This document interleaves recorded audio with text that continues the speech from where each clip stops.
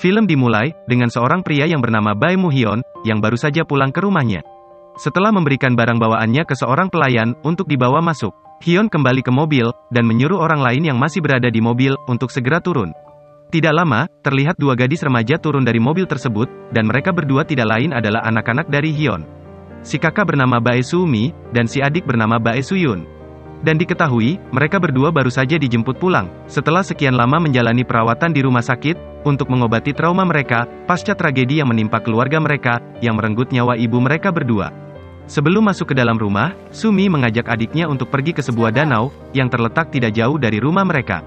Sesampainya di tempat yang menjadi favorit mereka berdua itu, Sumi merebahkan dirinya dan memandangi langit, ia terlihat sangat lega bisa kembali keluar, setelah sekian lama menjalani perawatan di rumah sakit. Sedangkan Soo-yun, masih terlihat murung dan hanya berdiam diri saja. Setelah beberapa saat berada di sana, terdengar suara ayahnya yang meneriaki nama Sumi, tanda menyuruh keduanya untuk masuk ke dalam rumah. Sesampainya di dalam rumah, mereka berdua disambut oleh seorang wanita muda yang bernama Eunju, dan Eunju ini adalah ibu tiri mereka berdua, yang dinikahi oleh ayahnya, beberapa waktu setelah ibu kandung mereka berdua meninggal, saat Sumi dan Soo-yun tengah menjalani pengobatan mereka di rumah sakit. Seperti karakter ibu tiri di film-film pada umumnya, Eunju ini tidak sebaik ibu kandung Sumi dan Soo-yun. Dan terlihat, Soo-yun ini takut dengan ibu tirinya tersebut. Dan, setelah menyampaikan kekecewaannya kepada Sumi dan Soo-yun, karena langsung pergi ke danau tanpa menyapanya terlebih dahulu, Eunju mempersilahkan mereka berdua untuk beristirahat, dan mengingatkan mereka untuk kembali turun, saat makan malam sudah siap. Sesampainya di kamarnya, Sumi membongkar barang bawaannya, dan pertama-tama, Sumi meletakkan kembali buku diari dan jurnal hariannya, kembali ke meja belajarnya. Namun terlihat, di meja belajarnya ada buku diari dan jurnal baru, yang sama persis dengan yang ia miliki. Menyadari seseorang telah masuk dan membersihkan kamarnya, Sumi pun lanjut mengecek lemari pakaiannya. Dan alangkah terkejutnya Sumi, ketika mengetahui baju-baju lamanya sudah tidak ada, dan diganti dengan baju-baju baru, dengan tipe dan motif yang seragam. Adegan berpindah, ke Eunju yang tengah mempersiapkan pakaian dalam dan baju tidur untuk suaminya.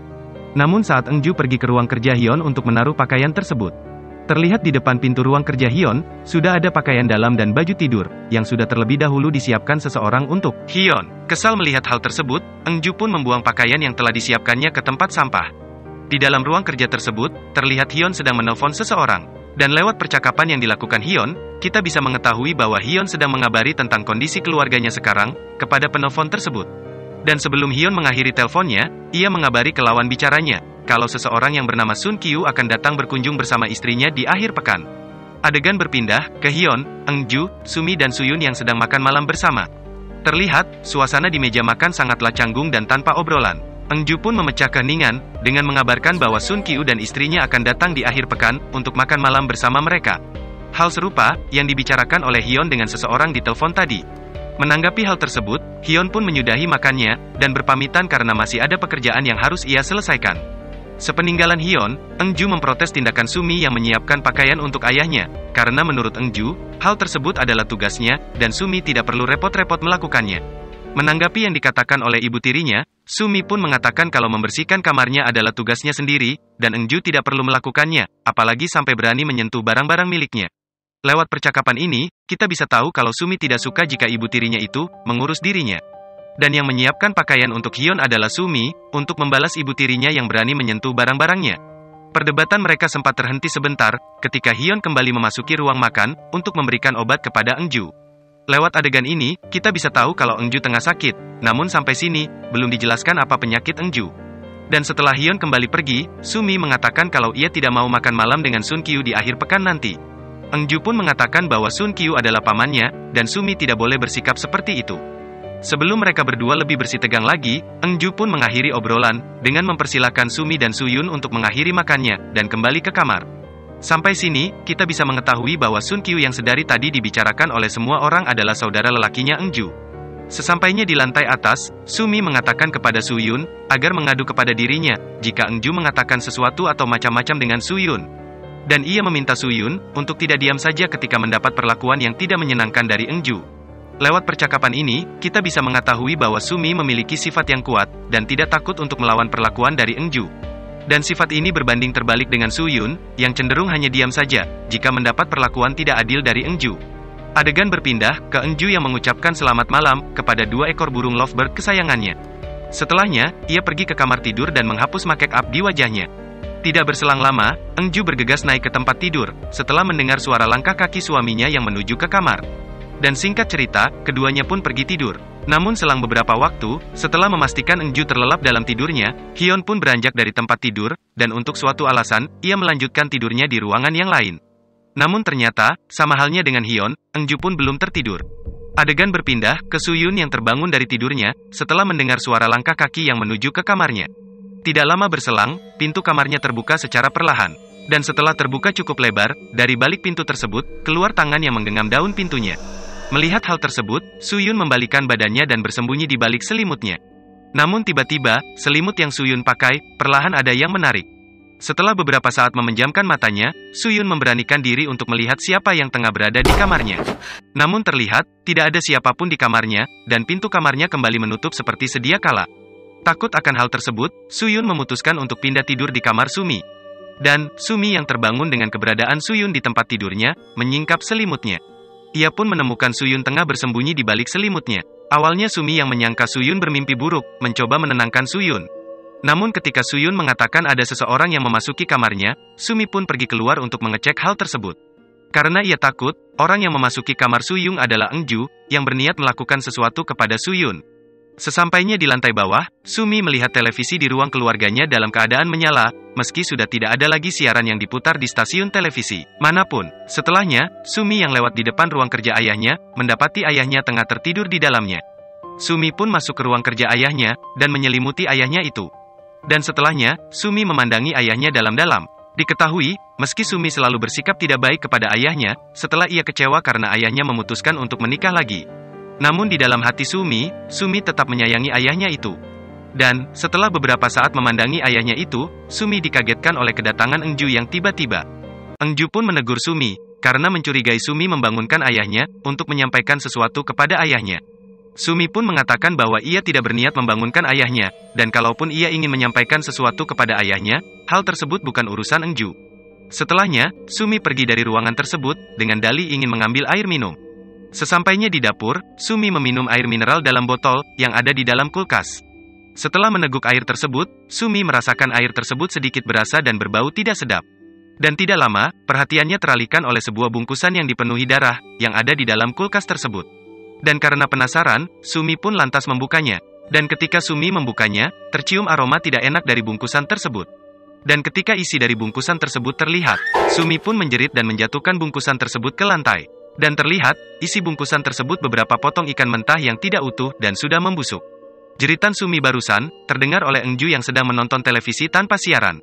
Dan dengan wajah yang dingin, Engju menoleh untuk sesaat ke arah dapur, lalu kembali memalingkan mukanya ke arah televisi. Setelah kembali ke kamarnya, Sumi mengatakan kepada Suyun, kalau yang memasuki kamar Suyun sebelumnya, mungkin saja Engju. Selain itu, Sumi juga mengatakan bahwa ada yang aneh dengan Engju dan rumah ini. Mendengar hal tersebut, Suyun terlihat semakin ketakutan dibuatnya. Sumi pun menenangkan Suyun, dengan mengatakan semuanya akan baik-baik saja, karena dirinya akan selalu bersama Suyun. Keesokan harinya, Sumi terbangunkan, karena ia bermimpi buruk. Dan setelah beberapa saat menenangkan dirinya, Sumi melihat seseorang tengah merangkak di dekat tempat tidurnya. Dan tidak berselang lama, sosok yang tidak lain adalah hantu itu pun perlahan berdiri, sambil membalikan badannya ke arah Sumi. Perlahan hantu perempuan itu pun naik ke tempat tidur Sumi, dan berdiri di atas Sumi. Dan setelahnya, terlihat ada darah yang mengucur dari selangkangan hantu itu, dan disusul dengan tangan yang keluar dari dalam rok yang dikenakan oleh hantu itu. Setelahnya, hantu itu mendekatkan wajahnya ke arah Sumi. Dan ternyata, semua itu hanyalah mimpi. Selamat datang di kanal LKS Movie. Di video kali ini, saya akan membawakan alur cerita film dengan judul A Tale of Two Sisters. Film yang dirilis tahun 2003 silam ini, menceritakan tentang dua orang kakak beradik, yang harus tinggal serumah dengan ibu tiri yang tidak menyukai mereka, di rumah yang dihantui oleh sesosok hantu perempuan. Tanpa basa-basi lagi, kita lanjutkan kembali alur cerita filmnya. Tapi sebelumnya, saya mengingatkan kepada teman-teman yang menonton video ini, untuk subscribe channelnya, dan nyalakan lonceng notifikasinya. Agar jika ada video terbaru dari kanal ini, teman-teman bisa langsung mengetahuinya.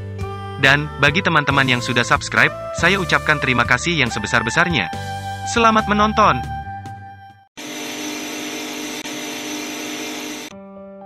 Film kembali dimulai, dengan Hyun yang mendengar jeritan Sumi, pergi ke kamar Sumi untuk mengecek keadaan Sumi. Sesampainya di kamar Sumi, Hyun yang mengetahui anaknya itu habis bermimpi buruk, meminta izin untuk memasuki kamar, karena ingin menenangkan Sumi yang terlihat sangat ketakutan. Namun karena Sumi tidak memperbolehkannya, Hyun pun kembali turun ke bawah, tapi sebelumnya ia mengingatkan anaknya untuk turun dan sarapan bersama. Sepeninggalan ayahnya, Sumi yang tengah membuka gorden kamarnya, menyadari kalau di tangannya ada darah. Ia pun mengecek Suyun yang masih tertidur di tempat tidurnya, dan mengetahui kalau darah di tangannya tadi, berasal dari Suyun yang sedang datang bulan. Sumi pun bergegas pergi ke kamar mandi orang tuanya, untuk mengambil beberapa pembalut milik ibu tirinya. Namun saat akan kembali keluar, Sumi dipergoki oleh Engju yang baru saja bangun tidur. Setelah mengetahui bahwa Sumi mengambil pembalut untuk adiknya yang sedang datang bulan, Engju pun tertawa, karena kebetulan pagi ini ia juga baru saja datang bulan. Sumi tidak terlalu memperdulikan apa yang dikatakan oleh ibu tirinya, dan bergegas kembali ke kamarnya. Setelahnya, Sumi pun mengajak Suyun untuk mencuci pakaian, dan spraynya yang terkena noda darah. Dan, sambil menunggui jemurannya kering, Sumi pun mengajarkan Suyun untuk bernyanyi dengan siulan. Dan karena burung milik Engju terus berkicau dan mengganggu mereka berdua berlatih bersiul, Sumi pun mengajak Suyun untuk membunuh burung tersebut, dan tentunya itu hanya candaan Sumi saja. Tidak berselang lama, datang Hyun yang mencoba mengajak Sumi untuk mengobrol. Namun Sumi dengan ketus menjawab setiap pertanyaan dari ayahnya itu, dan malah meminta lemari di kamar Suyun untuk dikeluarkan saja, karena lemari tersebut membuat Suyun takut. Hyun pun menjawab, dengan mengatakan bahwa mereka telah sepakat untuk tidak membahas perihal lemari itu lagi. Hyun pun mengakhiri obrolan mereka berdua, dengan mengajak Sumi untuk masuk ke dalam rumah, karena udara di luar sangat dingin. Dan, alih-alih mengikuti ayahnya ke dalam rumah, Sumi malah pergi ke gudang keluarganya, yang terletak agak jauh dari rumah. Di perjalanannya, Sumi sempat menghentikan langkahnya sejenak, karena merasa ada seseorang yang mengikutinya dari belakang. Dan saat Sumi menoleh ke arah belakang, tidak ada siapapun di belakangnya. Setelah beberapa saat, akhirnya Sumi sampai di gudang, yang berisi barang-barang peninggalan almarhum ibunya. Adegan berpindah, ke Suyun yang tengah menunggui kakaknya kembali pulang, merasa bosan dan memutuskan untuk bermain dengan burung milik ibu tirinya. Namun baru saja Suyun membuka kandang burungnya, Suyun mengurungkan niatnya, karena mendengar suara langkah kaki kakaknya yang sudah kembali pulang. Dan terlihat, Sumi pulang dengan membawa beberapa barang lama, milik almarhum ibunya. Sesampainya di rumah, Sumi bergegas ke kamarnya, dan membongkar barang bawaannya dari gudang tadi. Dan pertama-tama, Sumi melihat-lihat beberapa foto masa lalunya, ketika ia masih kecil dan ibunya masih hidup. Sumi pun tersenyum haru mengenang masa-masa indahnya dulu, saat ibunya masih hidup. Namun setelah Sumi melihat foto yang lainnya, raut wajahnya berubah menjadi penuh kebencian. Lewat foto-foto tersebut, kita bisa mengetahui kalau Engju sudah mulai memasuki kehidupan keluarga Sumi, saat ibu kandung Sumi masih hidup. Selain itu, kita juga bisa mengetahui kalau Hyun ternyata seorang dokter dan Engju seorang perawat. Dan kehadiran Engju di keluarga Sumi adalah untuk merawat seseorang, yang kemungkinan besar adalah ibu kandung Sumi. Dan selain memang sudah dekat di tempat kerja, bisa dikatakan kedekatan antara Hyun dan Engju semakin terjalin, ketika Engju menetap di rumah keluarga ini, untuk mengurus ibu kandungnya Sumi. Lanjut. Sumi yang terlihat sangat emosional melihat deretan foto kedekatan ayahnya dengan Engju di masa lalu, dikagetkan oleh kedatangan Suyun yang tiba-tiba. Dan Suyun, mengetahui Sumi membawa barang lama milik almarhum ibunya dari gudang, terlihat sangat antusias, dan meminta beberapa barang untuk ia miliki. Dan ketika melihat salah satu foto ibunya, Suyun mengucap semacam mantra, yang ia percayai bisa memanggil ibunya. Taritakum. Awalnya Sumi mempertanyakan perihal mantra tersebut kepada Suyun, namun perhatiannya teralihkan ke luka lebam di salah satu tangan Suyun. Melihat hal tersebut, Sumi pun meminta Suyun untuk mengatakan siapa yang melukainya. Namun Suyun lebih memilih bungkam, meski Sumi terus mendesak dirinya. Tidak mendapat jawaban dari Suyun, Sumi pun menggila dan terus mendesak Suyun, yang membuat Suyun menjerit, dan meninggalkan kamar Sumi. Tanpa tunggu lama lagi, Sumi mendatangi ibu tirinya yang sedang minum teh dan membaca buku, untuk mempertanyakan perihal luka lebam di tangan Suyun. Menanggapi pertanyaan dari Sumi, Engju mengatakan bahwa hal tersebut adalah bentuk hukuman untuk anak yang tidak patuh. Mendengar hal tersebut, Sumi mengancam akan mengadukan hal tersebut kepada ayahnya, namun Engju terlihat tidak takut, dan malah menantang Sumi untuk melakukannya. Mendengar hal tersebut, Sumi beranjak dari tempat duduknya. Engju pun menyuruhnya kembali duduk, dan mengatakan kepada Sumi, bahwa meski Sumi membenci dirinya, namun satu-satunya yang bisa Sumi panggil ibu saat ini, adalah dirinya seorang, dan menangisi apa yang telah terjadi tidak akan mengubah apapun. Dan meski berat, tapi hidup memang seperti itu, karena kehidupan tidak selalu semanis yang Sumi bayangkan. Terkadang Sumi harus menanggung hal yang buruk dan melanjutkan hidup, seperti dirinya yang harus menanggung Sumi dan adiknya. Di ruangan lain, Hyun yang sedang mencukur jenggot, sayup-sayup mendengar pertengkaran tersebut. Hyun pun mematikan keran air yang sedang menyala, untuk mendengar lebih jelas suara dari luar ruangannya. Namun seolah mengetahui bahwa Hyun mematikan keran air dan menguping pertengkarannya, Eunju merendahkan suaranya, dan seolah sedang dimarahi oleh Sumi. Melihat akting dari ibu tirinya tersebut, Sumi terlihat sangat muak dan melemparkan cangkir teh beserta sepiring kue yang sedang dinikmati oleh ibu tirinya tersebut, ke lantai. Mendengar hal tersebut, Hyun bergegas keluar dan mengecek apa yang tengah terjadi. Tetapi di meja makan tempat pertengkaran tadi terjadi, sudah tidak ada siapapun lagi. Namun Hyun yang mendengar suara isak tangis, mengecek ruangan lain, ia pun mendapati Sumi tengah menangis di pojokan salah satu ruangan. Hyun yang tadinya akan membangunkan Sumi, menghentikan niatannya setelah Sumi meminta Hyun untuk tidak menyentuhnya. Setelahnya, Sumi pun bergegas pergi, namun ayahnya menghentikannya dengan memegangi tangannya. Sambil berteriak, Sumi meminta ayahnya untuk tidak menyentuhnya dengan tangannya yang kotor itu. Meski terlihat kaget, Hyun mencoba membuat Sumi agar mau mendengarkan perkataannya terlebih dahulu, karena semua ini salah faham, dan bahkan Sumi tidak bisa menerima kenyataan yang terjadi selama ini. Menjawab pernyataan ayahnya itu, Sumi mengatakan kalau selama ini ayahnya tidak mengetahui apa yang terjadi di belakangnya. Ayahnya pun mengakui hal tersebut, dan meminta Sumi untuk mengeluarkan semua unek-uneknya, karena dirinya memang benar-benar tidak tahu. Sumi pun menjawabnya, dengan mengatakan bahwa hal tersebut tidak akan merubah apa yang telah terjadi. Hyun terlihat kehabisan kata-kata, dan hanya meminta anaknya untuk berhenti terus-terusan seperti ini. Menanggapi permintaan ayahnya, Sumi mengatakan bahwa mulai saat ini, apapun yang terjadi di rumah ini, dan segala hal kotor yang ayahnya bawa ke rumah ini, menjadi tanggung jawab ayahnya sepenuhnya. Sumi pun pamit pergi, dan mempersilahkan ayahnya untuk menjawab telepon, yang sedari tadi berdering terus. Adegan berpindah, ke Hyun yang menyambut kedatangan Sun Kyu dan istrinya yang bernama Mi-hee, yang sedari kemarin dibicarakan terus oleh keluarga ini, dan Eunju terlihat sangat antusias dengan kunjungan yang dilakukan oleh adik lelakinya itu. Seperti yang sudah direncanakan, mereka pun mengawali pertemuannya dengan makan malam bersama. Eunju pun dengan semangat membuka obrolan, dengan menceritakan kenangan masa kecil dirinya bersama Sun Kyu. Namun baik Sun Kyu maupun yang lainnya, terlihat tidak nyaman dengan obrolan tersebut, dan bahkan Sun Kyu mengatakan bahwa ia tidak mengingat semua kenangan yang dibicarakan oleh Eunju. Melihat tanggapan dari Sun Kyu, Eunju yang terlihat kelelahan bercerita, merubah raut wajahnya dan mengatakan bahwa jika Sun Kyu tidak mengingat semua itu, mungkin saja Sun Kyu gila. Situasi seketika berubah menjadi tegang, dan hal tersebut membuat Min-hee seperti tersedak makanannya. Min-hee pun terjatuh dari tempat duduknya dan meronta-ronta di lantai. Lama-kelamaan, Min-hee terlihat mengamuk dan berteriak-teriak, dan tidak lama Min-hee pun kejang-kejang. Sun Kyu pun pergi ke mobilnya, untuk mengambilkan obat milik Min-hee. Dan setelah Min-hee diberi obat, Min-hee muntah, namun kondisinya lebih tenang daripada sebelumnya, meski masih menggeliat-geliat di lantai. Sebelum akhirnya Min-hee kembali pulih, ia melihat ke arah kaki Eunju yang tengah berdiri mematung di dapur, menyaksikan kejadian tersebut. Eunju yang merasa dipandangi oleh Min-hee, berteriak histeris dibuatnya. Karena kejadian tersebut, Sun Kyu dan Min-hee pun menyudahi acara makan malamnya, dan pamit pulang lebih awal dari yang direncanakan. Di perjalanan pulangnya, Min-hee mengatakan kepada Sun Kyu, kalau ia melihat hal yang aneh di rumah Hyun.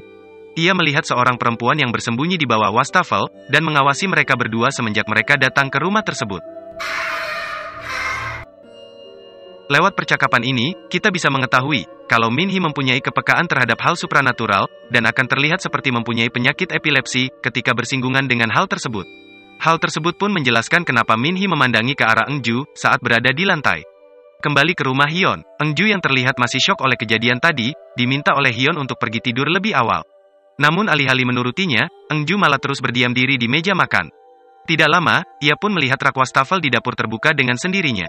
Eunju pun melawan ketakutannya, dan membuka rak wastafel tersebut lebih lebar lagi, namun di dalamnya tidak terlihat ada sesuatu yang aneh. Eunju pun mengalihkan pencariannya ke kolong rak wastafel tersebut, namun di kolong wastafelnya pun tidak ada apa-apa. Ia pun tiba-tiba merasakan ada sesuatu yang mengawasinya dari arah meja makan, ia pun perlahan menoleh ke arah meja makan. Dan masih tidak ada apapun juga. Setelahnya, ia melihat di lantai di depannya, tergeletak sebuah jepit rambut. Dan karena penasaran dengan hal tersebut, Eunju pun perlahan mengambilnya, namun tiba-tiba. Kaget akan hal tersebut, Eunju pun membalikan badannya untuk bergegas pergi. Namun seseorang berdiri di depannya, dan menghentikan kepergiannya. Adegan berpindah, ke Hyun yang memberikan Eunju obat hariannya, dan menenangkan Eunju. Eunju pun meminta Hyun untuk tetap bersama dirinya, karena ia merasa ada sesuatu yang aneh dengan rumah ini, semenjak kedatangan anak-anaknya. Dan selain itu, ia baru saja melihat hantu. Hyun pun menanggapinya, dengan mengatakan bahwa Eunju hanya kelelahan dan harus beristirahat. Hyun pun berjanji akan mengecek seisi rumah, dan memastikan tidak ada hal aneh yang terjadi di rumah ini. Adegan berpindah ke Hyun yang sedang mengecek seisi rumah, untuk memastikan bahwa yang Eunju alami hanya halusinasinya saja. Tidak lama, ia menemukan bulu burung yang rontok dan berceceran di lantai, yang mengarahkannya ke kandang burung milik Engju. Hyun pun membuka penutup kandang burung tersebut, dan menemukan salah satu burung milik Engju sudah dalam keadaan mati. Melihat hal tersebut, Hyun bergegas membawa keluar kandang burung tersebut, untuk menguburkan bangkai burung itu. Dan apa yang baru saja dilihat oleh Hyun, disaksikan juga oleh Engju yang sedari tadi bersembunyi di dekat Hyun. Menduga hal tersebut adalah ulah dari Suyun, Engju pergi ke kamar Suyun dan menggedor-gedor pintunya. Namun karena pintunya dikunci dari dalam, Engju kembali ke kamarnya untuk mengambil kunci cadangan rumah ini, dan membuka kamar Suyun. Sesampainya di dalam kamar Suyun, Engju yang terlihat sangat marah, berniat langsung melabrak Suyun. Namun perhatiannya teralihkan oleh beberapa foto yang terdapat di meja belajar Suyun. Engju pun melihat-lihat foto tersebut, dan mengetahui bahwa foto keluarga yang ada dirinya, semuanya disobek di bagian dirinya saja, dan sobekan foto yang terdapat gambar dirinya, dicoreti spidol di bagian wajahnya. Melihat hal tersebut, Engju semakin marah lagi dibuatnya. Engju pun langsung membangunkan Suyun, dan meminta Suyun untuk segera turun dari tempat tidurnya. Namun karena Suyun tidak kunjung menurut, ia pun naik ke tempat tidur dan berniat memukul Suyun. Tiba-tiba ia menghentikan niatannya, karena merasakan lututnya menindih sesuatu di balik selimut Suyun. Dan ketika Engju menyingkap selimutnya, ia menemukan burungnya yang satu lagi, tersimpan di balik selimut, dan sudah dalam keadaan mati juga. Melihat hal tersebut, Engju kali ini benar-benar menggila. Ia menyeret paksa Suyun, dan memasukkannya ke dalam lemari, yang selama ini Suyun takuti. Dan setelah memasukkan foto-foto yang tadi ke lemari tersebut, Engju menutup lemarinya dari luar dan menguncinya. Dan setelah beberapa saat menangis dan menjerit, Suyun pun meminta maaf dan memohon-mohon agar ia dikeluarkan. Engju pun membuka lemari tersebut. Namun karena Suyun tidak berhenti menangis, ia kembali menguncinya di dalam lemari, dan pergi meninggalkan Suyun. Dan teriakan Suyun kali ini, membangunkan Sumi dari tidurnya. Sumi pun bergegas keluar, dan mendapati ibu tirinya sedang menuruni tangga. Menduga Engju telah mendatangi Suyun, Sumi pun bergegas pergi ke kamar Suyun. Dan benar saja, di dalam kamar Sumi mendapati Suyun dalam keadaan terkunci di dalam lemari. Setelah Sumi membukanya, ia pun langsung memeluk Suyun. Sambil terus menangis, Sumi meminta maaf karena ia tidak mendengar teriakan Suyun sebelumnya. Sumi pun berjanji, hal ini tidak akan terjadi untuk kedua kalinya kepada Suyun. Di luar rumah, terlihat Hyun sedang menguburkan bangkai burung yang ia temukan sebelumnya. Tidak lama, ia pun menyadari bahwa ada seseorang yang mengawasinya, dari jendela kamarnya Suyun. Hyun pun bergegas kembali ke rumahnya, dan pergi ke kamarnya Suyun. Di sana ia langsung menanyai Sumi tentang beberapa hal yang akhir-akhir ini ia lakukan, seperti membunuh burung dan merusak foto-foto keluarganya. Selain itu Hyun menanyakan, kenapa Sumi bertingkah aneh, semenjak ia pulang ke rumah ini. Sumi pun menjawab bahwa di belakang Hyun, Engju kerap kali menyakiti Suyun, dan yang ia lakukan hanya membalas perlakuan Engju kepada Suyun. Hyun terlihat kebingungan dengan apa yang dikatakan Sumi kepadanya, dan meminta Sumi untuk menghentikan semua ini. Sumi yang menduga ayahnya tidak mempercayai perkataannya, meminta Suyun sendiri yang mengatakan kepada ayahnya, namun Suyun malah menangis ketakutan dan bungkam seperti biasanya. Hyun tiba-tiba membentak Sumi dan meminta Sumi menghentikan semuanya. Hyun pun mengatakan bahwa Sumi telah meninggal dunia, dan Sumi harus sadar akan hal tersebut, karena sampai kapan Sumi mau terus-terusan seperti ini. Mendengar hal tersebut, Sumi dan Suyun terlihat sangat terkejut.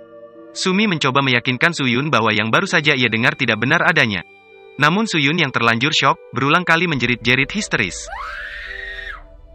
Sampai sini, kita akan sedikit kebingungan dengan apa yang sebenarnya terjadi, tapi simpan dulu pertanyaan teman-teman, karena kita akan mengetahui kebenarannya tidak lama lagi.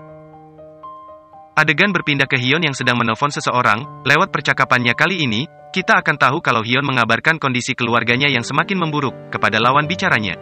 Ia pun mengatakan kalau ia membutuhkan bantuan, dan akan menjemput lawan bicaranya esok hari. Adegan berpindah ke Engju yang sedang menyeret sebuah karung yang berisi sesuatu ke arah ruangan makan. Setelahnya, ia mengambil sebuah spatula ke dapur, dan memukul-mukulkannya ke karung tersebut. Dan ternyata, adegan tersebut hanyalah mimpi buruknya Sumi.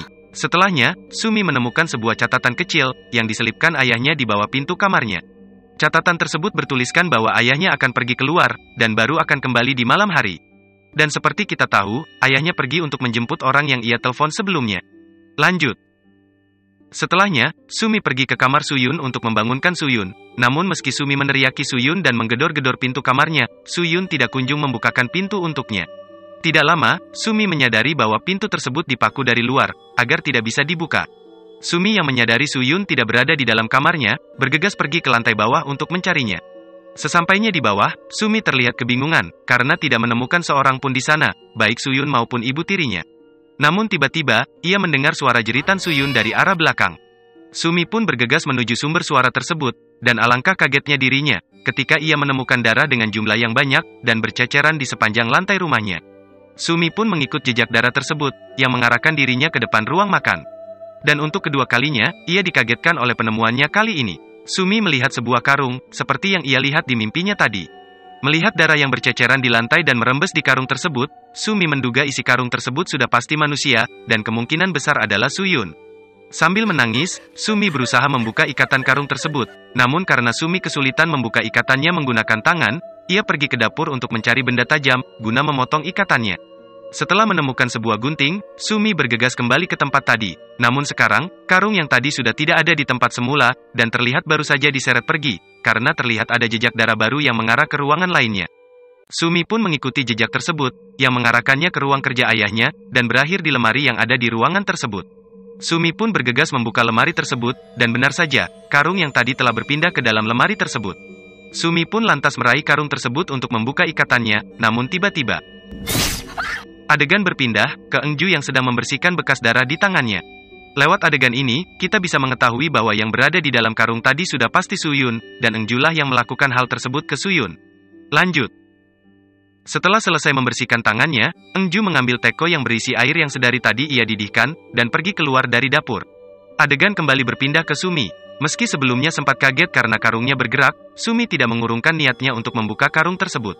Namun sebelum Sumi berhasil melihat isi dari karung tersebut, ia dikagetkan oleh kehadiran Engju di belakangnya, yang menenteng satu teko air panas. Sambil berkata bahwa dirinya sudah muak dengan keluarga ini, Engju mendekati Sumi dan berusaha menyiram Sumi dengan air panas. Namun Sumi berhasil menjatuhkan teko tersebut, dan melukai salah satu tangan Engju menggunakan gunting yang ia bawa sebelumnya. Terjadilah perkelahian antara keduanya untuk beberapa saat, dan akibatnya, kepala Sumi terbentur ke meja ayahnya, yang membuatnya pingsan seketika itu juga. Dan ketika kesadarannya mulai kembali, ia menyadari kalau dirinya sedang diseret oleh ibu tirinya. Namun karena benturan di kepalanya tadi sangat keras, kondisi Sumi sangat lemas dan tidak mampu melakukan perlawanan lagi. Dan, setelah menaruh Sumi di selasar rumah tersebut, Engju pergi ke ruangan lain, dan menyeret sebuah patung, yang terlihat cukup berat. Setelahnya, Engju mengatakan beberapa hal kepada Sumi, yang terlihat masih tidak berdaya. Engju mengatakan, rasa takut yang sesungguhnya, adalah ketika kita mencoba sepenuhnya melupakan kenangan buruk di masa lalu, dan yang terjadi kenangan tersebut malah terus mengikuti kita, seperti layaknya hantu. Dan karena Sumi sedang dalam kondisi yang diibaratkan oleh Engju, maka dari itu Engju akan menolong Sumi dan mengakhir semuanya, dengan membunuh Sumi. Engju pun bangkit, dan mengangkat patung yang tadi ia bawa tinggi-tinggi, berniat menimpakannya ke kepala Sumi. Namun sebelum hal tersebut terjadi, Engju dikagetkan oleh Hyun yang kembali pulang. Hyun yang mendapati Sumi tengah terbaring lemas di selasar, bersama patung yang sudah hancur di sampingnya, bergegas membopongnya dan membaringkannya di sofa ruang keluarga.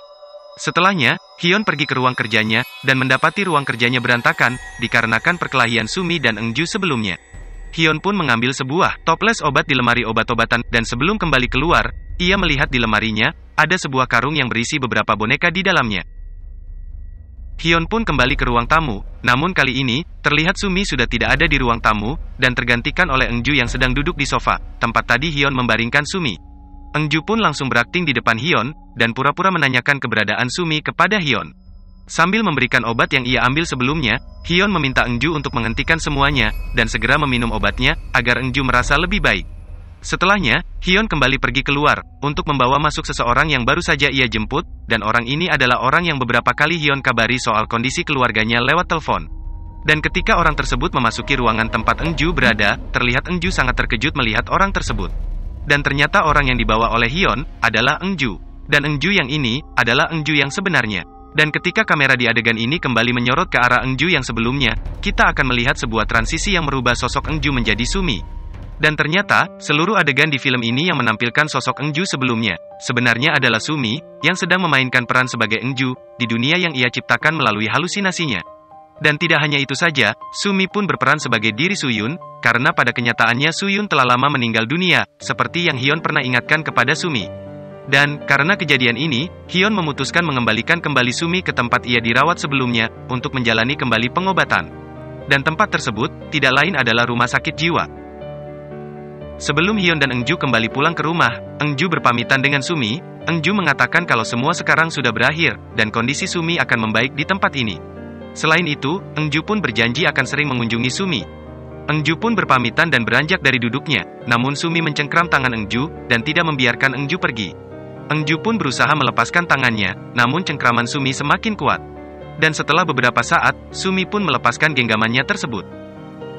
Setelah ayah dan ibu tirinya pergi meninggalkan dirinya, Sumi mengingat kembali masa lalunya, saat ayahnya membawa Engju ke rumah untuk pertama kalinya. Kehadiran Engju di keluarga Sumi memang untuk merawat ibu kandung Sumi yang tengah sekarat. Namun belakangan diketahui bahwa Hyun telah menikahi Engju tanpa sepengetahuan istri dan anaknya. Dan semuanya pun terungkap, ketika Sun Kyu dan istrinya datang ke rumah Hyun, untuk memberikan selamat atas pernikahan mereka. Mengetahui hal tersebut, Sumi pun mulai menunjukkan rasa bencinya kepada Engju. Dan Engju yang kerap kali mendapat perlakuan tidak baik dari Sumi, selalu melampiaskan kemarahannya kepada Suyun, karena Engju tahu kalau Suyun tidak seberani Sumi, dan tidak mungkin mengadu kepada ayahnya. Sedangkan istri tua Hyun, selain harus dirundung kesedihan karena umurnya tidak lama lagi dan suaminya telah menikah lagi, kesedihannya kembali bertambah, setelah mengetahui Suyun mendapat perlakuan yang tidak baik dari ibu tiri barunya. Tidak tahan menanggung semua hal tersebut, ia pun memutuskan untuk mengakhiri hidupnya lebih awal lagi, dengan gantung diri di lemari pakaian milik Suyun. Suyun yang pertama kali mengetahui hal tersebut, mencoba melepaskan ikatan di leher ibunya, dengan menarik-narik tubuh ibunya. Namun hal tersebut, malah membuat lemari tersebut terjatuh dan menimpa dirinya. Hampir semua orang yang berada di rumah tersebut, mendengar bunyi jatuhnya lemari tersebut, namun hanya Engju yang naik ke lantai atas untuk melihat apa yang terjadi. Dan sesampainya Engju di kamar Suyun, ia sangat terkejut ketika melihat Suyun tertimpa lemari pakaiannya sendiri, dan tengah meronta-ronta mencoba melepaskan dirinya. Melihat hal tersebut, bukannya bergegas menolong, Engju malah ketakutan dan kembali keluar. Namun tidak lama, Engju pun memutuskan untuk kembali ke kamar dan menolong Suyun. Namun Sumi yang baru saja keluar dari kamarnya, menanyakan apa yang sedang Engju lakukan di lantai atas. Dan, selain mengusir Engju dari lantai atas, Sumi pun meminta Engju untuk pergi dari kehidupan keluarganya. Sebelum Sumi pergi, Engju pun mengatakan bahwa suatu saat Sumi akan menyesal dengan apa yang baru saja ia katakan kepadanya. Menanggapi perkataan dari Engju, Sumi mengatakan tidak ada yang lebih buruk, selain tinggal bersama Engju. Pertengkaran tersebut, membuat Engju mengurungkan niatnya untuk menolong Suyun, yang membuat Suyun harus tewas karena kehabisan nafas. Dan seperti kita tahu, setelah tragedi tersebut, Engju benar-benar pergi dari rumah tersebut. Sedangkan Sumi, dirawat di RSJ dikarenakan mengalami gejala gangguan kejiwaan. Adegan berpindah, ke Engju yang tengah melamun di rumah Hyun. Meski sekarang sudah tidak ada lagi orang yang mengganggu kebersamaan dirinya dengan Hyun, kali ini Engju merasa menyesal dengan dosa yang ia lakukan di masa lalu. Tidak lama, lamunannya pun terbuyarkan oleh suara langkah kaki dari lantai atas. Engju pun pergi ke atas untuk mengeceknya. Sesampainya di lantai atas, ia mendapati palang dan paku yang mengunci kamar Suyun telah terlepas, dan karena penasaran siapa yang memasuki kamar tersebut, Engju pun masuk ke dalam kamar tersebut. Dan ketika ia menyalakan lampu kamar tersebut, dari balik gorden kamar tersebut, ia melihat seutas pita yang ditarik ke atas. Engju pun memberanikan diri untuk menyingkap gorden tersebut, namun Engju tidak menemukan apa-apa di baliknya. Setelahnya, pintu lemari pakaian di kamar tersebut tiba-tiba terbuka sendiri. Engju pun menghampiri lemari tersebut dan membukanya lebih lebar lagi. Engju pun mendapati pita yang sempat ia lihat tadi, menjulur di antara tumpukan spray dan selimut yang ada di dalam lemari tersebut. Karena terlanjur penasaran, Engju pun menarik pita tersebut keluar, dan tiba-tiba dari dalam tumpukan spray tersebut, keluar sosok hantu perempuan, yang sempat Min Hee lihat sebelumnya. Hantu tersebut pun keluar, dan perlahan mendekati Engju. Dan dipastikan Engju terbunuh oleh hantu tersebut. Film A Tale of Two Sisters pun diakhiri, dengan Sumi yang tengah melamun di kamarnya di RSJ, tiba-tiba menoleh ke arah samping. Dan lewat Sumi yang tersenyum dan menyebut nama Suyun, kita bisa mengetahui bahwa sosok Suyun kembali mendatangi Sumi, entah itu hantunya atau hanya halusinasi di dalam pikirannya Sumi.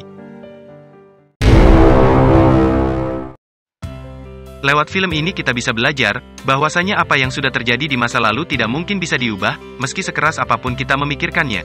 Berdamai dengan masa lalu, tentunya lebih baik daripada tidak merelakan apa yang telah terjadi. Karena masih ada hari ini dan masa depan yang masih bisa kita ubah, dengan belajar dari kesalahan di masa lalu. Sudah saatnya kanal LKS Movie pamit undur diri, semoga teman-teman terhibur dengan videonya, jangan lupa untuk subscribe channelnya, dan nyalakan lonceng notifikasinya, agar jika ada video terbaru dari kanal ini, teman-teman bisa langsung mengetahuinya. Dan bagi teman-teman yang sudah subscribe, saya ucapkan terima kasih yang sebesar-besarnya. Terima kasih sudah menonton, sampai jumpa di video selanjutnya.